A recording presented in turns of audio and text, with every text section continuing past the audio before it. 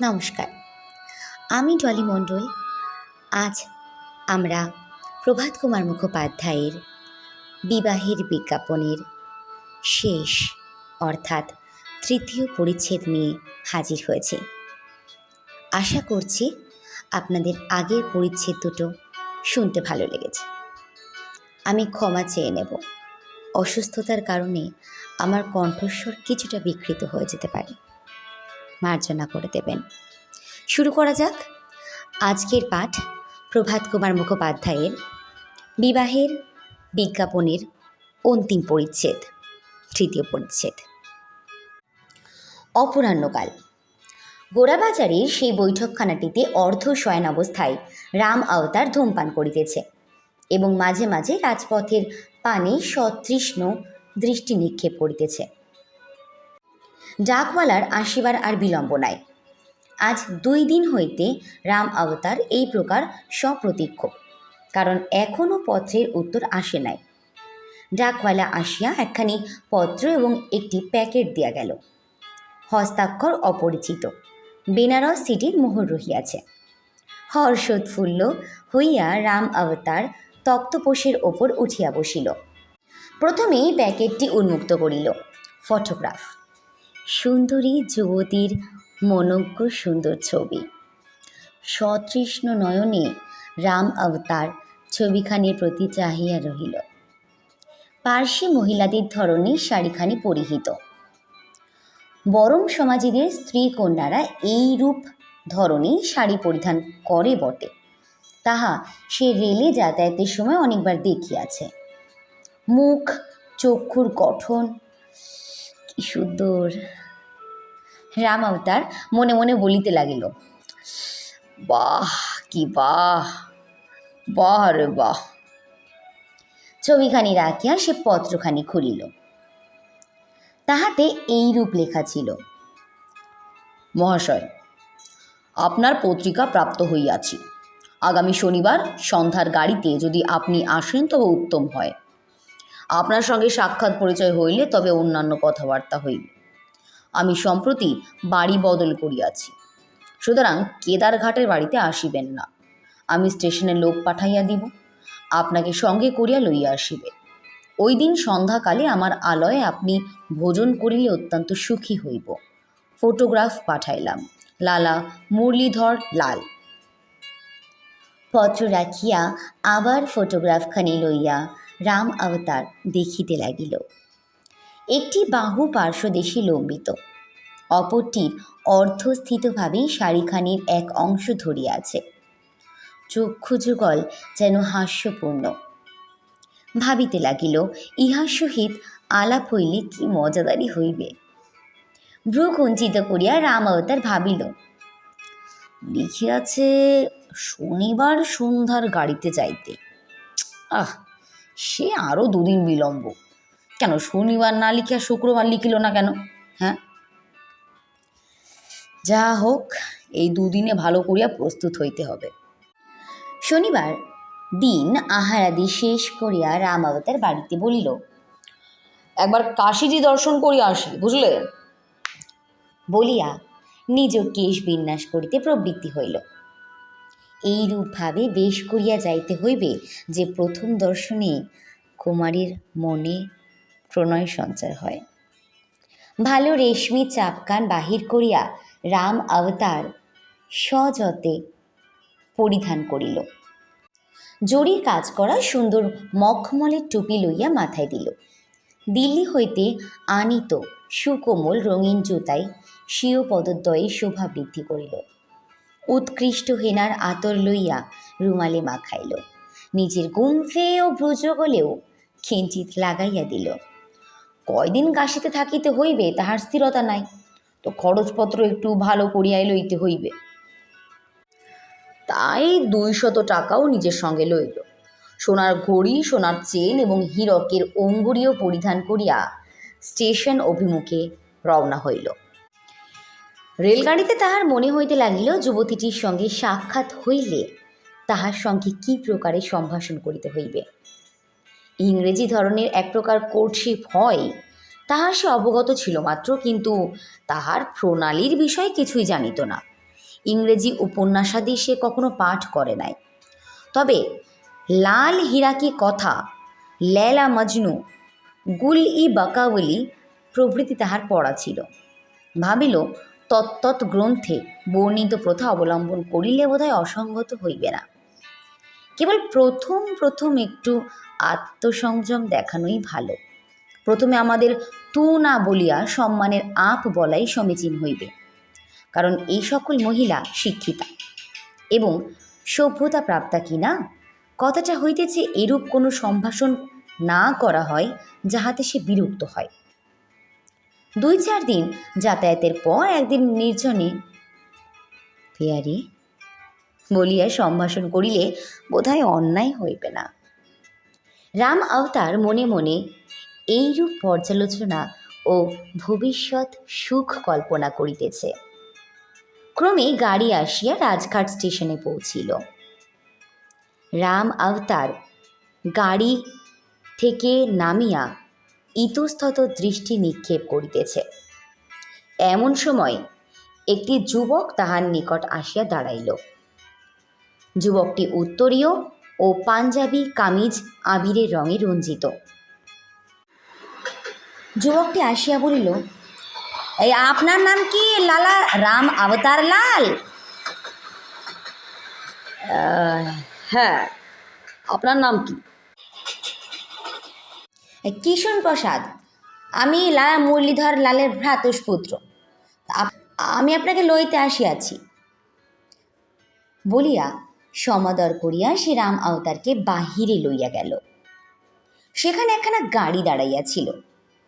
গাড়িতে উঠিয়া কিশোর প্রসাদ বলিল, তা জানালাগুলো বন্ধ করিয়া দেব কি? আজ বৈশাখী পূর্ণিমা বলিয়া কাশিতে ছোট দোল। দেখুন না, আমার এই পোশাকে আসবার সময় দুষ্টু লোকে পিচকারি দিয়াছে। রাম অবতার ব্যস্ত হইয়া বলল, বন্ধ করিয়া দিন, বন্ধ করিয়া দিন। তাহার ভয় হইল পাছে তাহার রেশমি পোশাক কেহ পিচকারি দিয়া নষ্ট করিয়া দেয়। দুইজনে কথোপকথন করিতে লাগিল। ক্রমে গাড়ি গন্তব্যস্থানে গিয়া পৌঁছিল। অবতরণ করিয়া রাম অবতার দেখিল একটি প্রস্তর নির্মিত অট্টালিকা। ইতস্তত দৃষ্টিপাত না করিয়াই কিশোর প্রসাদের পশ্চাৎ পশ্চাৎ ভিতরে প্রবেশ করিল। প্রথমটা অত্যন্ত অন্ধকার। তারপর একটা সিঁড়ি দেখা গেল, সেখানে বাতি জ্বলিতেছে। সিঁড়ি বাহিয়া ওপরে উঠিয়া রাম অবতার একটা বৃহৎ কক্ষে নীত হইল। সে প্রথমে ভাবিয়াছিল ইহারা যখন নব্যতন্ত্রের লোক তখন গৃহসজ্জাদি সাহেবী ধরনের হইবে। দেখিল তাহা নহে। কক্ষটির মধ্যস্থলে ফরাস বিছানা পাতা রহিয়াছে, তাহার উপর কয়েকটি তাকিয়া রক্ষিত। মধ্যস্থলে বসিয়া একটি স্থূলকায় বলিষ্ঠ গৌরবর্ণ পুরুষ আলবোলাই ধূমপানে প্রবৃত্ত। কিশোর প্রসাদ ওরফে কানহাইয়ালাল পৌঁছিয়া বলিল, চাচাজি, এই লালা রাম অবতার লাল আসিয়াছেন। চাচাজি আর কেহই নহেন, স্বয়ং মহাদেব মিশ্র। মহাদেব অভ্যর্থনা করিয়া রাম অবতারকে বসাইল। নানা প্রকার কথোপকথনে কিয়ৎক্ষণ অতিবাহিত করিয়া কানহাইয়ালালকে ডাকিয়া বলিল, কিশুন, তবে আমি বাড়ির ভিতর যাইয়া উহাদের প্রস্তুত হইতে বলি, তুমি ততক্ষণ ইহাকে জলযোগ করো। ইহা বলিয়া মহাদেব মিশ্র বাহির হইয়া গেল। কানহাইয়ালাল সেখানে বসিয়া রহিল। কিয়ৎক্ষণ পরে একটা ভৃত্য রূপার বাসনে কিছু মিষ্টান্ন এবং কিছু সুগন্ধি সিদ্ধি আনিয়া হাজির করিল। কিশোর প্রসাদ বলিল, আপনি পরিশ্রান্ত হইয়া আসিয়াছেন, তাই এক পেয়ালা সিদ্ধির বন্দোবস্ত করিয়াছি। হ্যাঁ, আমরা কাশীবাসীরা সিদ্ধির বড় ভক্ত। ক্লান্তি দূর করিতে সিদ্ধির মতো পানীয় আর নাই। রাম অবতার অনুরোধক্রমে মিষ্টান্ন এবং সিদ্ধিটুকু শেষ করিয়া ফেলিল। পকেট হইতে ঘড়ি খুলিয়া দেখিল রাত্রি 8টা বাজে। ঘড়ি দেখিতে দেখিতে তাহার চোখ দুইটি যেন ঘুমে জড়াইয়া আসিতে লাগিল। কানহাইয়ালাল বলিল, আপনি গীতবাদ্য জানেন কি? আমাদের বাড়ির মহিলারা অত্যন্ত গীতবাদ্য প্রিয়। রাম অবতার বলিল, গীত গীত জানি বই কি, শুনিবে একটা। তখন নেশায় তাহার মস্তিষ্ক চঞ্চন করিয়া উঠিয়াছে। মনে হইতে লাগিল যেন চতুর্দিকে বহু সংখ্যক আলোকমালা জ্বলিয়া উঠিয়াছে। বহু লোক যেন তাহাকে চতুর্দিকে ঘিরিয়া সারেং বেহালা বীণ হাতে করিয়া আসিয়া দাঁড়াইয়াছে। ক্রমে তাহারা যেন সকলে তালে তালে নৃত্য করিতে লাগিল।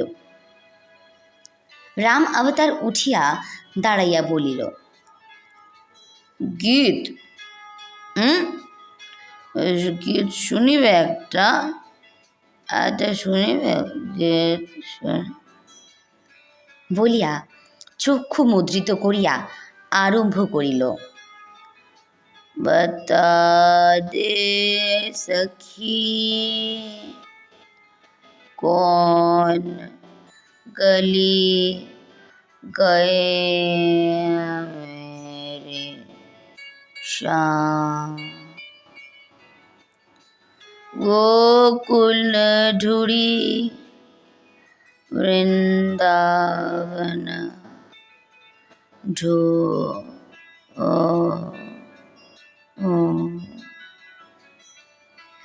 আর কথা মুখ দিয়া বাহির হইল না। ঢু ঢু ঢু কয়েকবার বলিয়া সেই ফরাস বিছানার উপর সে পড়িয়া গেল। তাহার মুখ দিয়া লালা নিঃসৃত হইতে লাগিল। কিয়ৎক্ষণ পরে মহাদেব মিশ্র আসিয়া প্রবেশ করিল। বলিল, কি রে কানাইয়া, ঔষধ ধরিয়াছে? কানাইয়া হাসিয়া বলিল, ধরিয়াছে বই কি, যাই কথা। মহাদেব বলিল, এই দেখ তো কি আছে। কানাইয়ালাল তখন অচেতন রাম অবতারের দেহ হইতে তাহার ঘড়ি, চেন, হীরার আংটি, নগদ 200 টাকা, রৌপ্য নির্মিত পানের ডিবা প্রভৃতি বাহির করিয়া লইল। মহাদেব টাকাগুলো গণিতে গণিতে বলল, পোশাক খোল, দামি পোশাক। গুরুজির আদেশ মতো কানহাইয়ালাল সেই টুপি, জুতা, রেশমি পোশাক সমস্ত খুলিয়া লইয়া তাহাকে একখানা ছিন্ন বস্ত্র পরাইয়া দিল। মহাদেব বলিল, না না, উহাকে সন্ন্যাসী বানাইয়া ছাড়িয়া দে। কাল সকালে নেশা ছুটিয়া জাগিয়া উঠিবে, তখন খাইবে কি? একটা গেরুয়া কৌপিন পরাইয়া দে, আর সমস্ত গায়ে ভস্য মাখাইয়া দে, আর এই চিমটেটা দে, একটা ঝুলিও সঙ্গে দিয়ে দেওয়ার নাই। কাশিতে সন্ন্যাসী বেশি লোক কখনো ক্ষুধায় মরে না। কানহাইয়ালাল সমস্তই ঐরূপ করিল। মহাদেব পকেট হইতে গোটা কতক পয়সা বাহির করিয়া বলিল,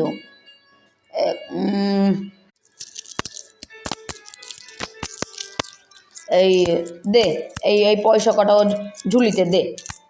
এখন ঘণ্টা 2 এইখানেই পড়িয়া থাকুক, তাহার পরে অন্ধকার গলি দিয়া লইয়া গিয়া মান মন্দিরের দেউড়িতে শোয়া দিয়া আসিস। সমস্ত রাত্রি ঠান্ডায় ঘুমাইবে ভালো, আর নেশাও রাত্রি পোহাইতে পোহাইতে ছুটিয়া যাইবে। কয়েক দিবস পরে গাজীপুরের সকলেই শুনিল রাম অবতার ধনসম্পদ পরিত্যাগপূর্বক সংসার বিবাকী হইয়া কাশীতে গিয়া সন্ন্যাস গ্রহণ করিয়াছিল। সৌভাগ্যবশত তাহার মাতুল কাশীর রাস্তায় তদাবস্থায় তাহাকে দেখিতে পাইয়া অনেক কষ্টে গৃহাশ্রমে ফিরাইয়া আনিয়াছে। ধার্মিক ব্যক্তি বলিয়া এখন হইতে রাম অবতারের একটা খ্যাতি জন্মিয়া গেল। ধন্যবাদ। শেষ করলাম আজকের পাঠ প্রভাত কুমার মুখোপাধ্যায়ের বিবাহের বিজ্ঞাপন। এবার আপনাদের একটা কাজ, আমি অনেক কাজ করেছি, আপনারা দেখুন ওখানে সাবস্ক্রাইব বলে একটা ইংলিশ ওয়ার্ড লেখা আছে, ওটাতে ট্যাপ করুন তো, হাত দিয়ে ছুঁয়ে দিন হালকা করে, আলতো করে। ছুলেন তো? ছুন ছুন ছুন এখনই। তারপর দেখবেন পাশে ওই পুজোর ঘন্টার অনুরূপ একটা ঘন্টা ওঠে, ওটাতে একবার ক্লিক করে অল প্রেস করে দিন। আমি বড় উপকৃত হব। যেহেতু এই প্ল্যাটফর্মে আমি নতুন, সুতরাং আপনাদের সাপোর্ট আমার কাম্য। ধন্যবাদ। আমি ডলি মণ্ডল।